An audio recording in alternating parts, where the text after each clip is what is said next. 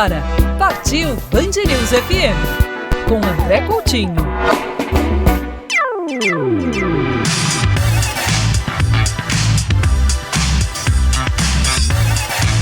Atenção, senhoras e senhores ouvintes passageiros da Band News FM. Está na hora de embarcar com a gente no nosso programa de viagens. Partiu Band News! O programa de hoje vai falar sobre um dos mais deliciosos estados brasileiros, que vai te conquistar pelo estômago, mas que é repleto de encantos e muita cultura. Nós arrumamos as malas e fomos explorar duas das mais conhecidas cidades históricas mineiras, Mariana e Ouro Preto. A convite do Instituto Cultural Vale, passamos 3 agradáveis dias acompanhando atrações, vendo novidades e observando quanto algumas iniciativas têm ajudado a melhorar as experiências para atrair ainda mais turistas para a região. E antes de iniciarmos a nossa jornada por Mariana e Ouro Preto, nós fizemos uma rápida parada em Belo Horizonte.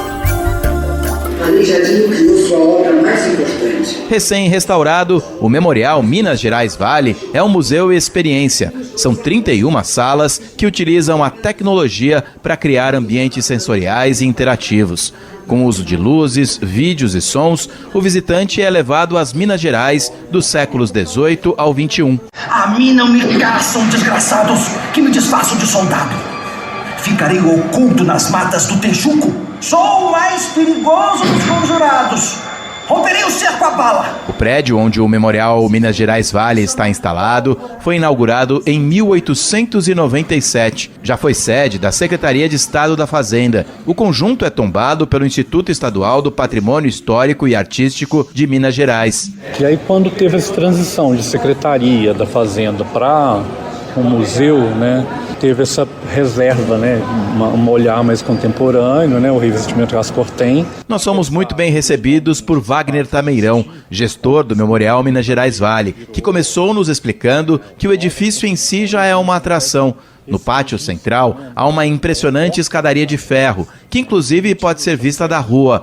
O memorial fica na Praça da Liberdade e a entrada é gratuita. O museu funciona de quarta a domingo e os horários variam de acordo com os dias. Informe-se também sobre as visitas mediadas para grupos. E após passarmos por todas as salas do museu, tivemos a chance de conversar com o gestor do Memorial Minas Gerais Vale, Wagner Tameirão. Bom, o Memorial Minas Gerais Vale é um espaço cultural do Instituto Cultural Vale e aqui é um museu de experiência. A gente traz tanto essa história vasta de Minas Gerais, suas tradições, seus artistas. É um cartão de visita que o público pode adentrar Minas Gerais, talvez passando pelo Memorial Minas Gerais Vale. Também temos uma programação vasta que traz um pouco do contemporâneo, da produção artística mineira, né, nesse momento. Um espaço que já está há 13 anos atuando. Também com um trabalho educativo muito grande, né, de trazer escolas, visitas.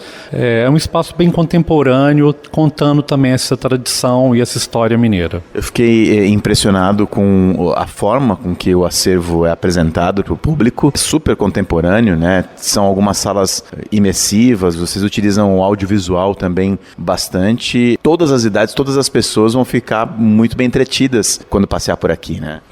Acho que um papel de um museu, né, ele trazer realmente um vasto público, ser feito para ser inclusivo. Eu acho que é uma exposição realmente que traz essa atratividade para criança, para o adulto, para o jovem, para as pessoas de maiores idades e também, né, trazendo essa programação que também é pensada para diferentes idades. Então é um museu muito aderente, né, aos seus públicos, à diversificação, a projetos diferentes também pensados em vários segmentos. Durante aqui a nossa visita, né, eu tive o privilégio de fazer a visita ao lado do Wagner, e o Wagner me explicando tudo, contando um pouquinho dos bastidores. Algumas coisas me chamaram a atenção. Uma delas é você dizendo que a gente está iniciando uma viagem aqui por cidades históricas mineiras e você disse que pontapé inicial para a nossa viagem justamente seria muito interessante visitando o memorial, né, Wagner? O memorial Minas Gerais Vale traz realmente esse recorte, né, da história mineira. Então nada melhor do que começar essa visita pelo museu e também adentrando aí as duas cidades que vocês vão visitar, que é Ouro Preto e Mariana,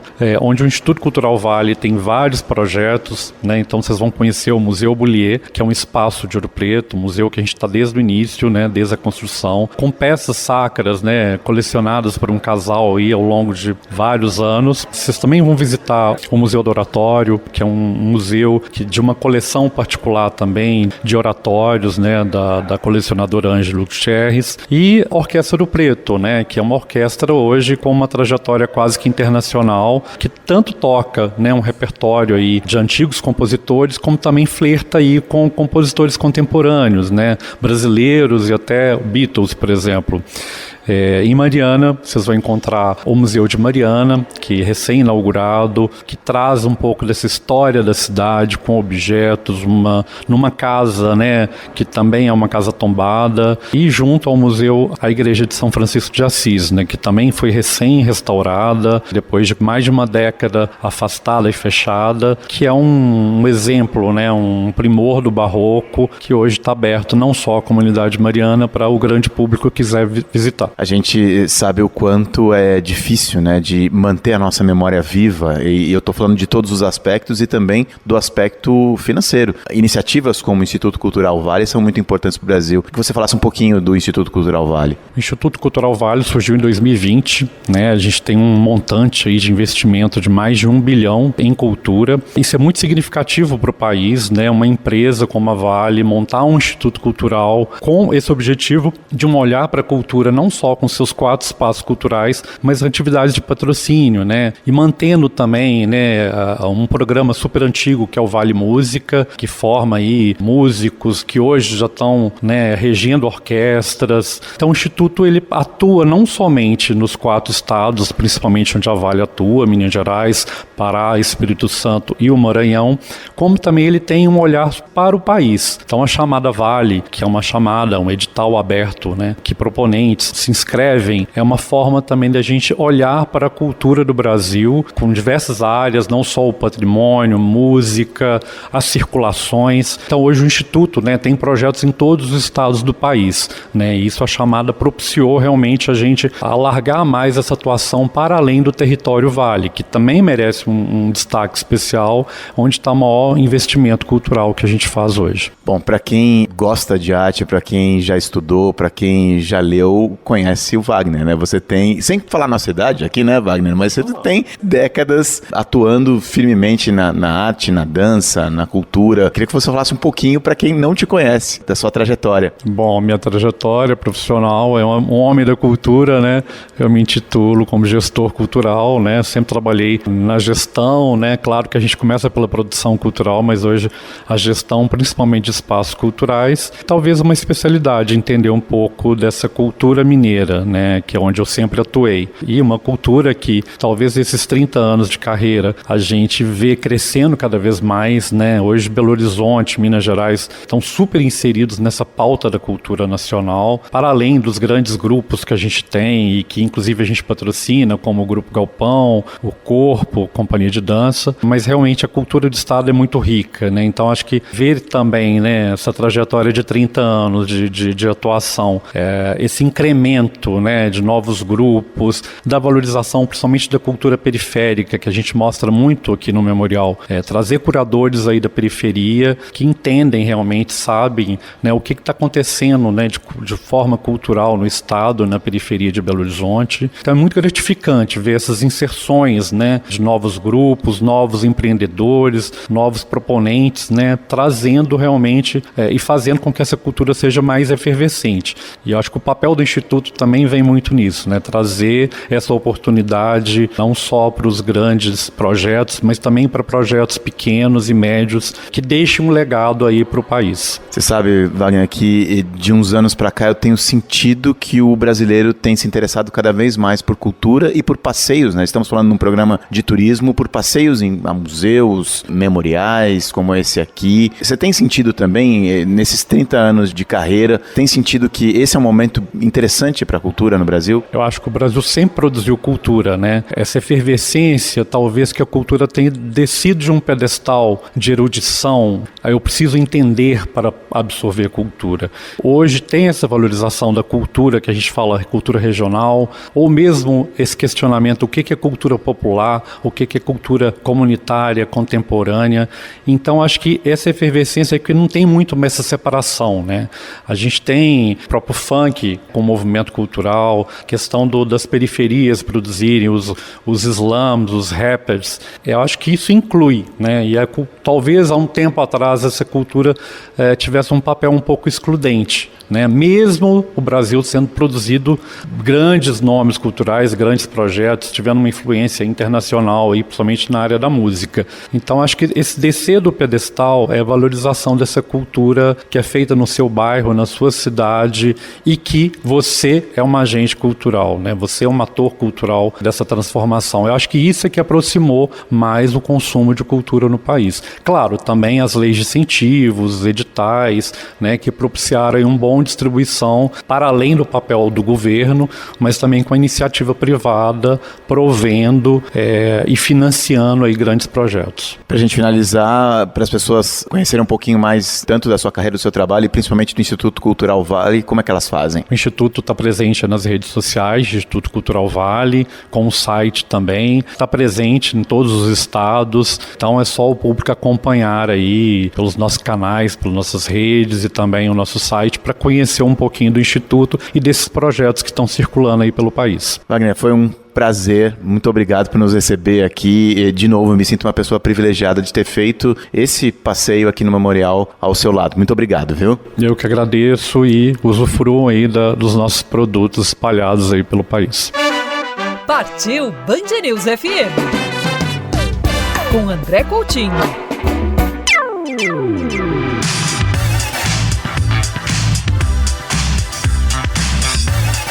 De volta com o programa de hoje, gravado em uma cidade histórica de Minas Gerais. Mariana é a primeira cidade, primeira vila, primeira capital, e é a única cidade que tem planejamento urbano. Foi toda projetada essa parte do centro histórico, você vê que as ruas são mais largas, diferente das outras cidades, né?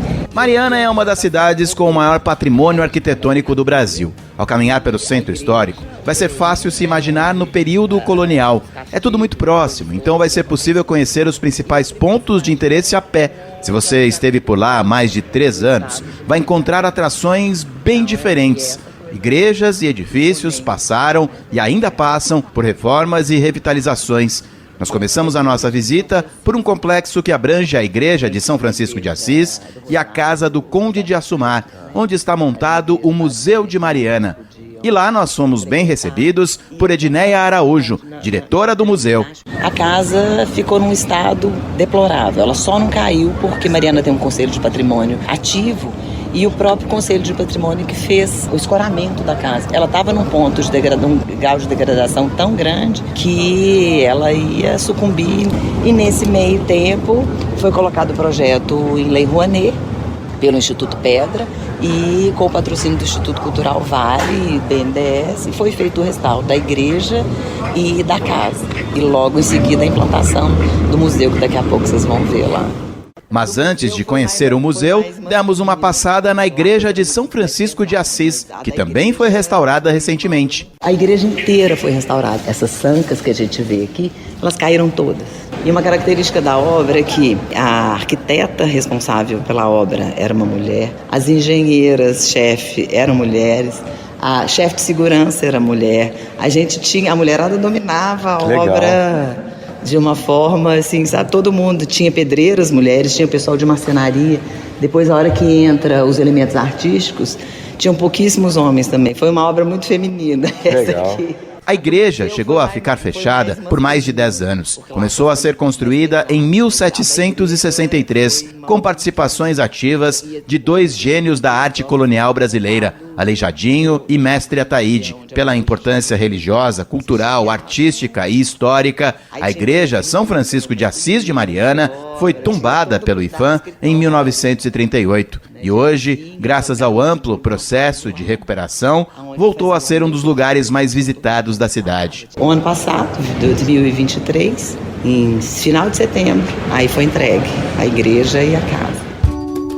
A casa, que abriga o Museu de Mariana, inaugurado em setembro de 2023. Um ótimo lugar para entender a história da cidade e, consequentemente, do estado e do Brasil. O museu tem o próprio município como tema. O Museu de Mariana ele se configura como um museu de cidade. Então, portanto, o que faz a história dessa cidade, né? São os moradores, são suas vivências, são seus costumes. Primeiro, a gente dá destaque aqui para essas pessoas que estão continuamente fazendo história.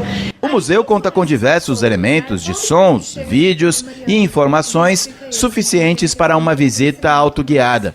Mas nós tivemos o privilégio de ter uma aula completa com a historiadora e coordenadora pedagógica Natália Rezende Santos. As gravações que a gente tem aqui atrás trazem a história desses distritos a partir da ótica dos moradores. Quem são os sujeitos da história?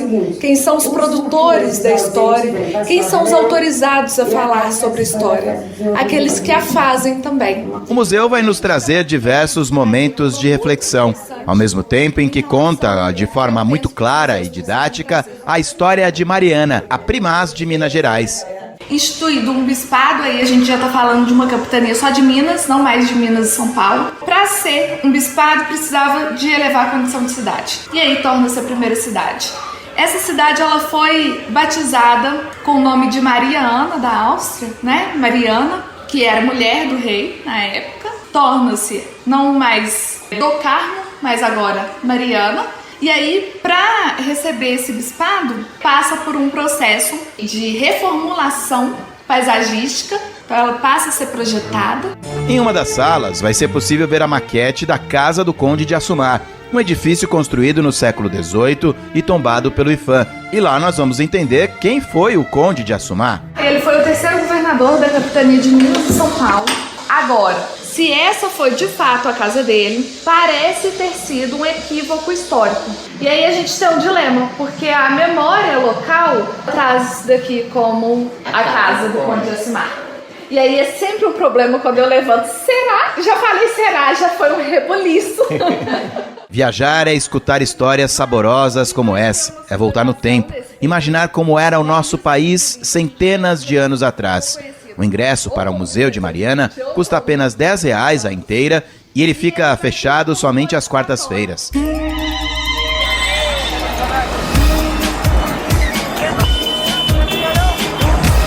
Embarque nesse som.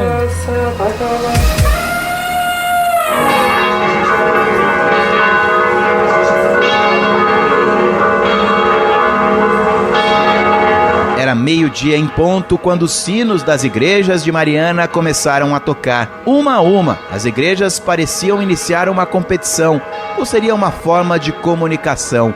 Os sinos, aliás, possuem uma linguagem própria e existem historiadores que a explicam.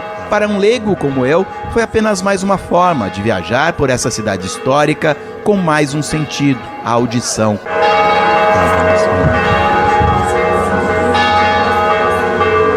Mariana foi fundada em 1696, mais de 20 anos antes da separação das capitanias de Minas do Ouro e São Paulo. E não é exagero dizer que você vai esbarrar com a história do nosso país a cada esquina. Uma história que pode ser contada também pela riqueza ou não das igrejas. A igreja, você está vendo aí, é uma igreja inacabada. Já foi na decadência do ouro, ela ficou sem concluir os retabos laterais, você está vendo que falta, né? O funcionário na porta trata logo de nos informar que aquela bela igreja, por fora, talvez nos decepcione no interior. Primeiro, que nenhum templo de Mariana vai te decepcionar. E segundo, que tudo tem uma explicação histórica. Construída pela Irmandade de São Pedro dos Clérigos, essa igreja, em tons terrosos, fica no alto de uma montanha e, portanto, pode ser avistada de quase todos os lugares da cidade. Começou a ser erguida em 1753 e, com a decadência do ouro, ela não foi acabada, sendo abandonada em 1820, ainda sem as torres, que foram construídas apenas em 1922. Quando estiver por lá, aliás, não deixe de subir em uma das torres e ter uma visão ainda mais privilegiada de toda a região. Essa igreja aqui, ela veio a pegar fogo, né? Em 99 teve um incêndio aqui. O fogo destruiu boa parte da Nossa Senhora do Carmo, que passou por um longo processo de revitalização e foi reaberta ao público recentemente. A igreja original terminou de ser construída em 1835, quando o estilo barroco já tinha sido sucedido pelo rococó.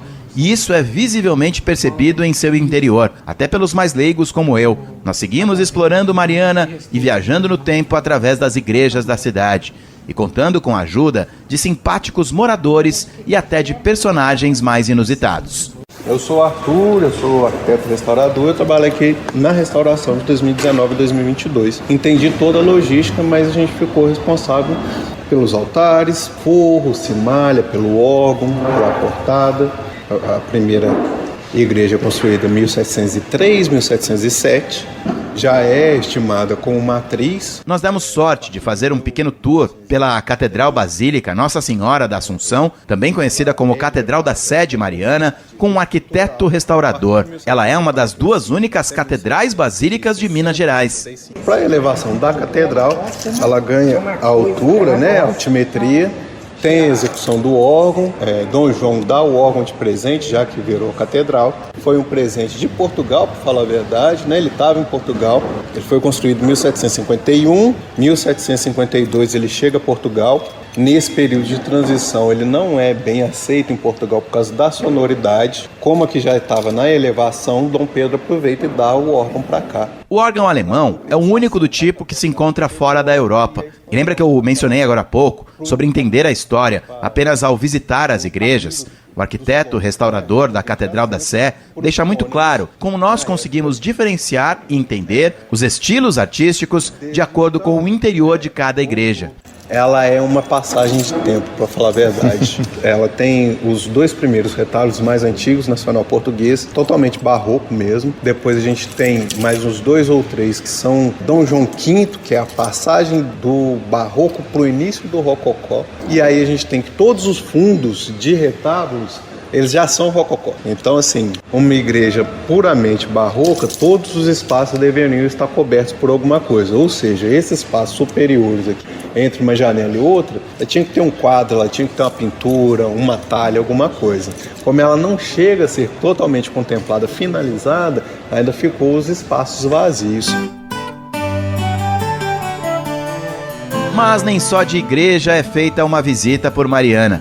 Caminhamos pela Praça Gomes Freire, com um tradicional coreto, fontes e banquinhos. Ali pertinho tomamos café, comemos mais pão de queijo, é claro, e mais tarde almoçamos. No centrinho histórico fica a charmosa Rua Direita, onde estão concentradas as lojinhas e mais cafés. Em outra praça, a Praça Minas Gerais, prepare-se para fazer uma das fotos clássicas da cidade, de duas igrejas, quase que lado a lado. Mas eu havia prometido que iria dar um tempo nas igrejas.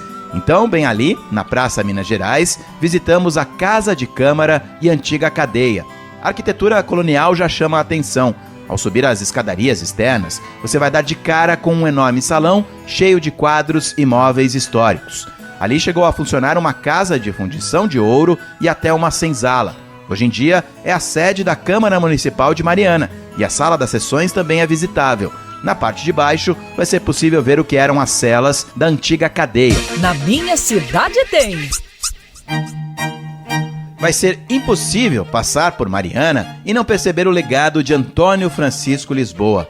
Aleijadinho nasceu na vizinha Ouro Preto e deixou as obras mais marcantes em outras cidades históricas mineiras, como Congonhas, Sabará e São João del Rei. Mas Mariana se orgulha de ter os melhores ateliês de esculturas sacras do Brasil. Artesão de madeira está tudo em Mariana. Conversamos rapidamente com o seu Ari, do Ateliê Devoção e Arte, que fica praticamente em frente ao Museu de Mariana. E depois visitamos a galeria de um dos mais renomados entalhadores do Brasil, Hélio Petros.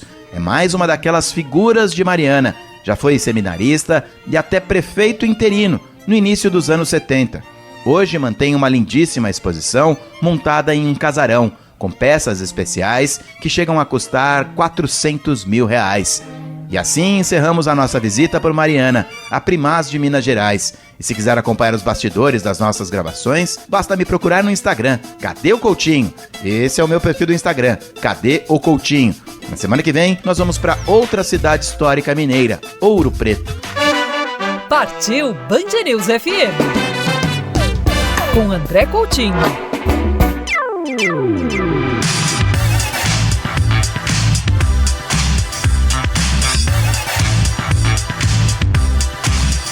De volta com o terceiro e último bloco do programa de hoje, agora partindo rumo ao litoral norte do estado de São Paulo. Ilhabela recebeu nesta semana o último navio de cruzeiro da temporada 2023-2024, encerrando um ciclo histórico. Passaram por lá mais de 200 mil cruzeiristas e 50 mil tripulantes em 63 escalas pela ilha. Foi a maior temporada da década, incluindo a passagem de navios de pelo menos 9 companhias diferentes. A partir de novembro, novos navios vão voltar à costa brasileira, iniciando um novo ciclo por aqui. E foi justamente durante uma parada a bordo do MSC Civil que eu tive o prazer de conversar rapidamente com o prefeito de Ilhabela, Toninho Colucci. Na nossa visita, pudemos perceber que a cidade está passando por algumas obras de melhorias de acesso e reestruturação de praias. Eu sempre digo que uma cidade, para ser boa para o turista, primeiro tem que ser boa para quem mora na cidade, né? E essas obras têm esse intuito. A gente trabalha para melhorar a vida das pessoas, né? Obras e ações que a prefeitura desenvolve são nesse foco. E a parada de navios, lógico, é muito importante porque traz turistas, muitos conhecem Ilhabela pela primeira vez, acaba sendo um aperitivo. E acaba os trazendo de volta em outras oportunidades, em períodos maiores de férias. Então, a gente fica muito feliz de receber a todos aqui. Muito mais do que uma parada de navio, Ilhabela é um lugar para você passar alguns dias, né? Tem muitas coisas a serem feitas. Como é que tá essa temporada? Terminando uma temporada boa de verão, e o que vocês esperam para esse ano? Pois é, a temporada de verão aqui na ilha a gente faz estender o máximo possível. Os dias têm sido maravilhosos, calor intenso, e eu acredito que a gente tem o veranico de maio que acaba se estendendo até junho. Então, eu diria que até junho nós temos verão em Ilhabela e eventos esportivos, gastronômicos, culturais para atrair todo turista. O site da prefeitura, o ilhabela.sp.gov, tem lá tudo isso e a gente convida a todos que conheçam toda a nossa programação e que venham desfrutar de Ilhabela como nós que aqui moramos ou as pessoas que têm casa aqui que voltam muitas vezes. Prefeito, muito obrigado. Sei que o senhor está corrido, mas o senhor teve um tempinho para conversar com a gente. Um grande abraço. Eu que agradeço essa oportunidade. Nós conversamos também com o secretário de Turismo de Ilhabela, Harry Finger. Falei com o prefeito, né? Eu sou uma pessoa que tem um carinho muito grande pelo litoral norte de São Paulo e, claro, Ilhabela é um lugar a ser conhecido. A gente está num navio, gravando numa parada de navio que tem muitos cariocas, porque é um mini cruzeiro que vem do Rio de Janeiro e volta para o Rio de Janeiro, e é impressionante a propaganda que eu fiz de Ilhabela, porque quem mora no Rio de Janeiro acha que não precisa conhecer Ilhabela, mas precisa, né? A cidade está linda. Parabéns, viu, secretário? Não, obrigado. Eu acho que o Brasil é lindo, nós temos 8.000 quilômetros de costa, né? As praias, eu também até hoje, né, com 66 anos, não conheço todo o Brasil e morei no Rio de Janeiro 2 anos. Quando eu fui morar lá, tinha muitos amigos que não conheciam Ilhabela e passaram a conhecer Ilhabela depois que me conheceram. Então sempre é um atrativo, né? Com mais de 40 praias, cachoeiras. Então, sem sombra de dúvidas, a vinda desses turistas de navio faz a nossa cidade ser mais conhecida e é impressionante. A gente participa de várias feiras de turismo aí, Brasil afora, inclusive na Argentina. Às vezes a gente até sai, vai na Colômbia. E como um número muito grande de pessoas que conhecem Ilhabela. E quando a gente pergunta como você chegou lá, eu cheguei de navio. É muito interessante. Então tem muito turista que chega de navio aqui e quando está indo embora acaba pegando lá no nosso centro de informações um guia, que é uma relação de hotéis, e acabam voltando. A gente está gravando aqui 4, 5 horas, 5 horas e meia e num processo de trabalho, sem parar para curtir. E a gente basicamente fez a parte sul de Ilhabela. A gente mal foi pro norte. A gente tá aqui agora na Vila, vamos passar rapidamente pra Vila. Por que eu tô dizendo isso, secretário? Porque eu acho muito pouco uma parada de navio. A pessoa precisa ficar aqui alguns dias. Tem uma estimativa que a secretaria passa de o mínimo de dia para conhecer o básico de Ilhabela? Ah, sim. A gente sempre recomenda 3 dias. A gente participa todo ano da Seatrade, que é a feira de navios em Miami, e Fort Lauderdale também.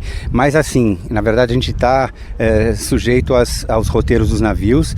A gente pede, né, estipula para eles pelo menos para estarem aqui 10, 12 horas, nem sempre a gente consegue, é muito pouco, um dia realmente é muito pouco, mas é um aperitivo. Mas o ideal, não só para quem vem de navio, mas quem vem pela balsa mesmo, são pelo menos 3 dias para conhecer umas 2 cachoeiras e algumas praias. A gente teve alguns finais de semana nesse iniciozinho de ano de chuva, né? Como é que tá 2024 por enquanto para Ilhabela e qual a expectativa de vocês? A gente começou bem interessante, apesar da chuva, a gente está com uma taxa de ocupação boa, diferente do ano passado, que nós temos muito mais turistas vindo para cá.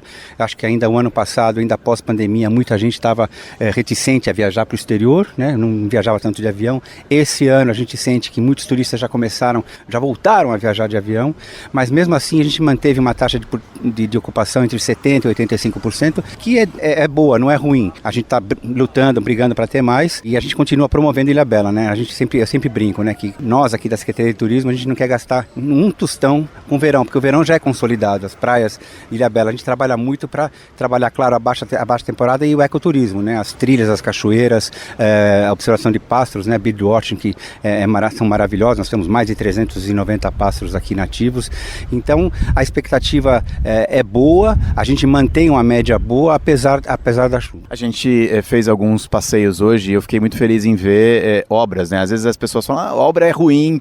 Durante a obra, obviamente, ninguém gosta, mas vocês estão melhorando bastante o acesso ali para as praias do sul, né? Que praticamente só tem um acesso, só tem uma estrada que vai e que volta, e também estruturação de algumas praias que antes eram mais segredinhos e que hoje os turistas estão conhecendo, né? Exato, tem algumas praias que a gente nem divulga tanto, porque os turistas acabam achando através das trilhas. A gente tem um benefício, não só para os turistas, mas para os moradores, que na parte sul, que são as calçadas, e as calçadas que vão seguindo na costeira, e junto com elas as ciclovias. A gente tem um trabalho muito forte com a parte de ciclovias, com que o turista e o munícipe volte a andar de bicicleta.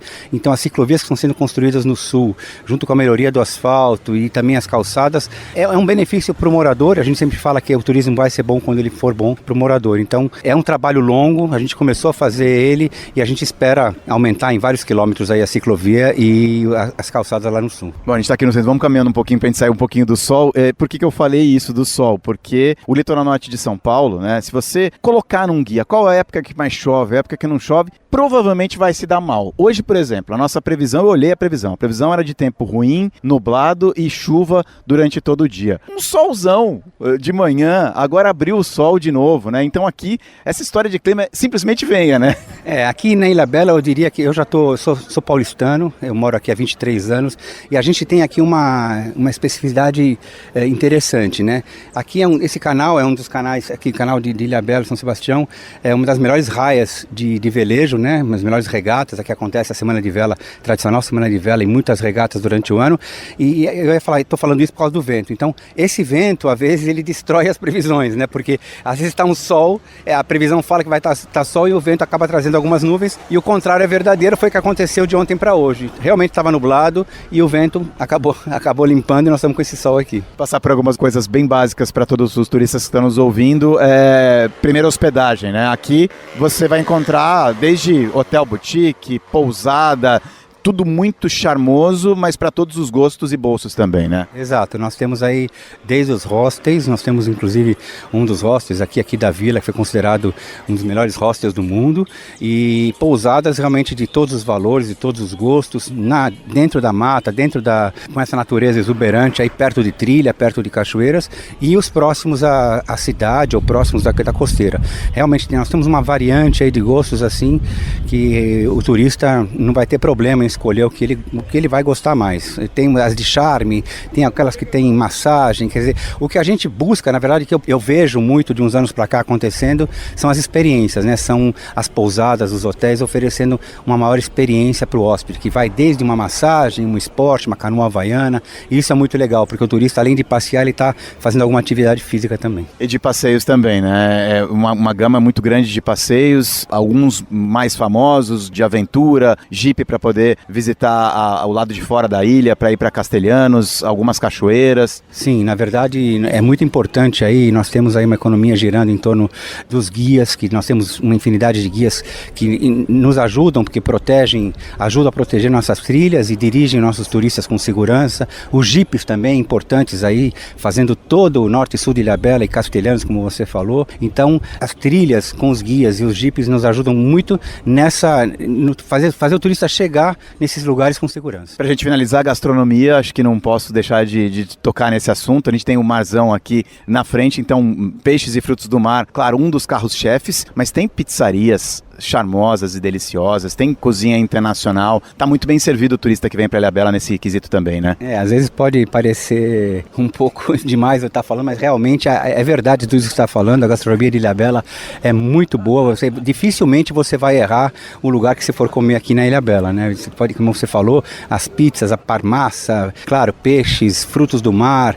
Então a cozinha aqui ela é diversificada e você pode comer uma casquinha de camarão maravilhosa lá no sul, e como pode comer uma das melhores empadas que eu já comi na minha vida aqui no Genésio, aqui no Saco da Capela, sentar, tomar uma cerveja e comer uma empada maravilhosa. Quer dizer, dificilmente você vai errar aqui na Ilhabela, desde que você pode ir no restaurante por quilo, que nós temos muitos aqui e muito bons, como os mais sofisticados com cozinhas internacionais. Secretário, foi um grande prazer mais uma vez, de verdade, a ilha tá incrível e é um dos meus cantinhos preferidos do Brasil. Obrigado, um grande abraço. Eu que fico feliz aí de ter essa oportunidade, ainda mais de você, aí, que além de conhecer, de ter esse carinho também por nossa cidade, poder ajudar a divulgar a nossa cidade. Eu que agradeço essa oportunidade de ter vocês aí passeando e divulgando a nossa cidade. E se quiser ver algumas imagens dessa última visita que fizemos a Ilhabela, no litoral norte de São Paulo, basta procurar por um destaque que eu coloquei no meu Instagram. Cadê o Coutinho? Esse é meu Insta. Cadê o Coutinho? E por hoje é só. Lembrando sempre que existem diversas maneiras e plataformas para acompanhar o nosso programa de viagens. Quer ouvir quando e onde quiser? Procure pelo Partiu Band News no Spotify e principais tocadores de podcast. Tem Partiu na TV, diariamente ao longo da programação do canal Band News TV. Tem Partiu no YouTube, são muitos vídeos especiais de destinos e experiências lá no canal do YouTube da Band News FM. Junte-se aos mais de 2.200.000 inscritos no canal e procure pelo Partiu Band News. O programa de hoje teve a sonorização final do mestre José Antônio de Araújo Filho. Tchau e até a próxima!